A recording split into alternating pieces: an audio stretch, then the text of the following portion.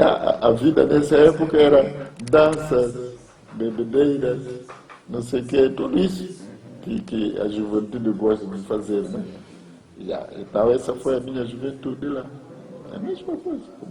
Nós éramos daqueles que, se uma mulher passasse bêbada num bairro, nós acabamos por agredir e fazer, sim senhora, eu entrei nessa fita também. Entrei para isso tudo e quero confessar diante de Deus de que a primeira mulher que eu conheci foi uma senhora de idade da minha mãe. Pois é, caro telespectador, como você pode acompanhar, o nosso bispo Jaime Manuel Vitor, como muitos jovens na sua idade, naquele seu tempo, aos 17 anos, ele entrou para o mundo do álcool, o mundo das drogas, e conforme suas palavras, conheceu a primeira mulher quando ele tinha 17 anos, e essa senhora tinha a idade da sua mãe. Fique ligado a este canal, acompanhe, lembre-se que este é o canal A Verdade que Liberta. Acompanhe esta entrevista até o fim, você vai ser muito impactado com a vida deste homem que Deus usou desde lá de baixo, transformando a sua vida, e hoje nós temos aqui um pai de família, um líder de igreja, um doutor honoris causa, Jaime Manuel. Este é o canal A Verdade que Liberta, eu sou o pastor André Quisito. Já sabe, junte-se a nós, partilhe este canal, inscreva-se nele e lance para todos os seus contatos. É por isso que eu disse que eu mesmo escolhi o nome que tenho. Talvez sou o único ser humano no mundo, né? E como é que foi a infância na casa dos avós, a escola, aquela vida de criança, como é que foi? É o que eu sempre digo, que os avós não são pessoas indicadas para criar crianças. Eu, escola, ia quando queria. Ninguém me controlava, os meus avós bebiam muito. Em minha casa bebia-se garrafões de vinho, como de 20 litros, de 5 litros. Não era coisa de brincadeira, não. Então eu ia estudar quando queria. Por isso que não cheguei mesmo a estudar. O que eu sei hoje, comecei a estudar já depois de adulto. Então essa foi a minha infância, com os meus avós. O ambiente de casa, nesse ambiente que era de muito álcool, teve alguma influência na vida do pastor que o conduziu também, de alguma maneira, ou aquilo não influenciou logo o pastor a cair no álcool, nos vícios? É claro que influenciou. Como que não ia influenciar? A gente diz que 20% do que nós somos é aquilo que nós vivemos em casa. Então influenciou, por isso que aos 17 anos já. E a nossa maneira de viver ali, para nós os mais novos, o que é que eles faziam? Pegavam o vinho, né, misturava com 7-Up, com Coca-Cola, e davam aos mais novos. E os mais novos começavam a beber o vinho misturado com coisa doce, que é para te levar a beber. Foi assim que eu comecei a beber. Principalmente, né, na altura de Natal, fim do ano, não sei o que, então aí era festa mesmo. Então daí eu comecei a beber.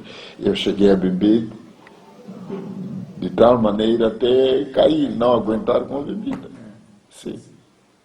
Isso ainda é muito novo? Ainda muito novo, 17 anos. Sim, 17, 18 anos. Ainda na infância, pastor, é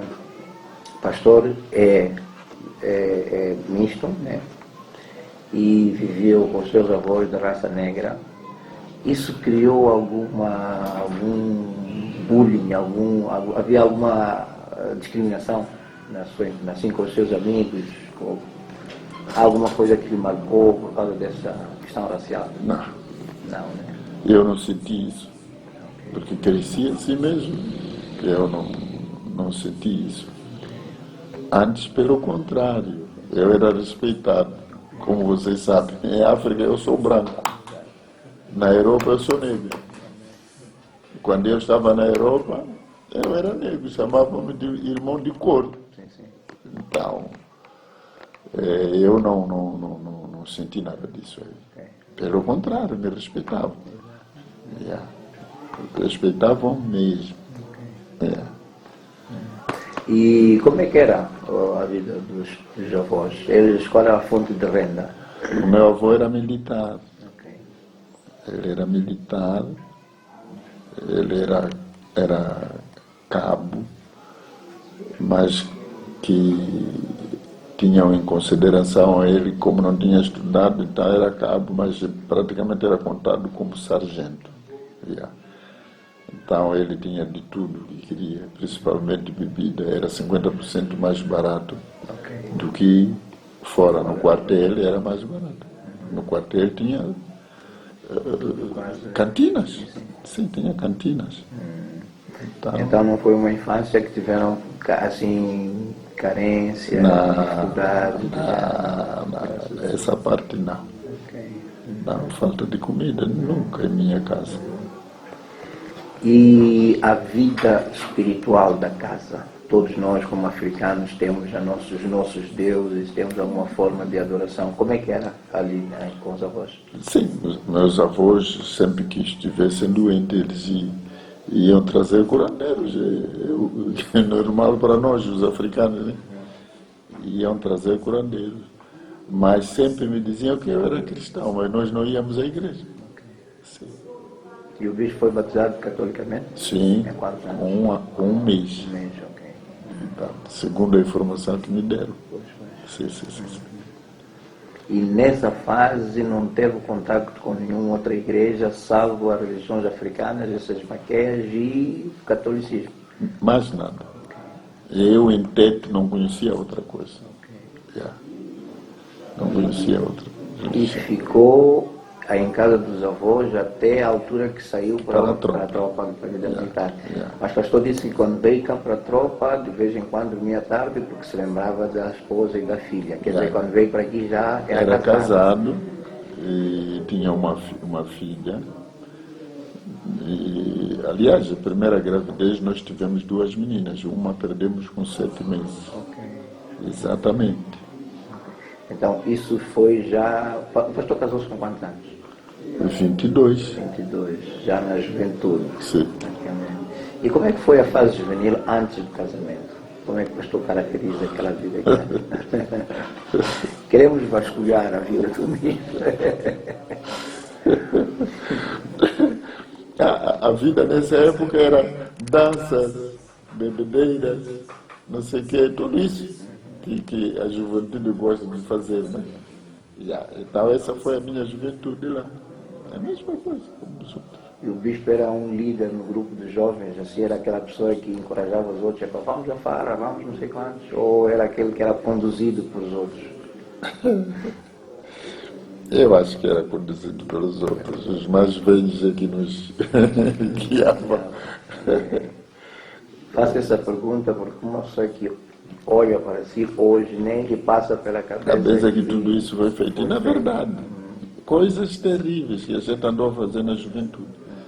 Nós éramos daqueles que, se uma mulher passasse bêbada num bairro, nós acabávamos por agredir e fazer, sim senhora, eu entrei nessa fita também. Entrei nessa fita. Isso não vamos cortar quando tivermos a pôr o vídeo. Essa parte. Não, isto é, sabe, pastor? Pode não cortar, é a minha vida. É isso que eu queria dizer, porque eu acho interessante porque nós percebamos que o que Deus pode fazer na vida de alguém, eu vejo na vida do bispo a mão de Deus operando. Certamente. Nós agora temos essa surpresa de doutor honoris causa, e depois o bispo diz que praticamente não estudou. E Deus está a graduá-lo assim. Isso é verdade. Mas nós devemos chegar até lá. Tá. Eu acho que a nossa conversa não vai terminar hoje, pastor. Eu sei. Vamos fazer por partes. Nós queremos fazer uma coisa completa, o mais completa que for possível. Okay. Então, o pastor estava dizendo que, portanto, viveu uma juventude normal como... Outra, e uma juventude, como eu dizer, não sei, conturbada também, não é? Porque eu cheguei a sair de noite, por exemplo, provocar pessoas só para lutar. Uau. Vamos a andar, vem alguém, dar uma rasteira, ele cai, levanta-se, quando começa a discutir, é pancadaria. Eu entrei para isso tudo. Sim. Entrei para isso tudo. E quero confessar diante de Deus de que a primeira mulher que eu conheci foi uma senhora de idade da minha mãe. Sim. Não tem que esconder nada. E o bispo tinha quantos anos nessa altura? 17 anos. Uau. Sim. Foi naqueles ambientes de Sim. ela talvez Exatamente, estava... sim. Sim, bêbada. E a gente ia aproveitar pessoas bêbadas. É terrível, coisas terríveis. Por isso que eu percebo muito a juventude hoje. Graças a Deus. E oro muito por eles para se converterem como eu me converti de verdade. Amém, amém. Não se enganar com assuntos de igreja, mas haver uma conversão genuína e se comprometer com Deus. Exatamente. Muita coisa. Eu acho que às vezes também, é uma opinião pessoal, não sei, né, que as pessoas quando olham um bispo Vítor hoje, não imaginam que teve esse passado. Então ficam a pensar que a pessoa nasceu santo. Então, enquanto é uma história, e quando nós ouvimos e aprendemos e percebemos que não, afinal é um processo. Isso nos ajuda a fortalecer mais na fé, a pensar que não, também Deus está por fazer um trabalho. Sim, é verdade. Nós esperamos mesmo que este filme, este vídeo, os nossos telespectadores, ao acompanharem a vida do nosso Pai, possam também ter esperança, né? Que a esperança é a última coisa a morrer. Como é que foi a história do romance com a Mamã Aurora?